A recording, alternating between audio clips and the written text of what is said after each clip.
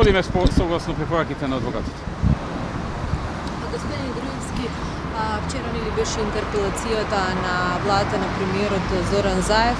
Тој во експозето на крајот кажа дека претходната влада во која долго време бевте вие премиер оставила сериозни долгови во проектот Скопје 2014 280 милиона евра.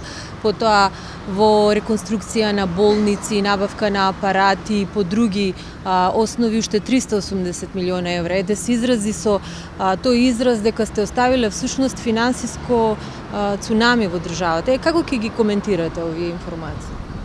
Сега само година дена после нивното доаѓање на власт се уште се вади за своето неработење, својата неспособност, за својата безидејност, се вади на ВМРО ДПМН.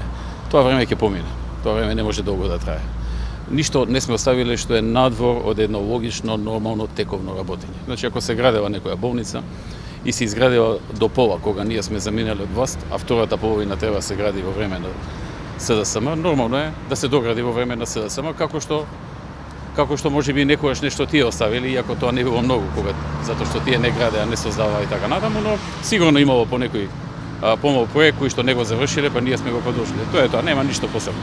Се работи за алиби, за немањето на конкретни проекти, за колапсот на градежниот сектор, го фрлија на колена за една година, така што се работи за вадење и веќе не им проаѓаат тие приказни. Ако тоа можеле да го зборат првите месец, 2-3, веќе е дегустирана работа за сите граѓани. И благодарам ако нема да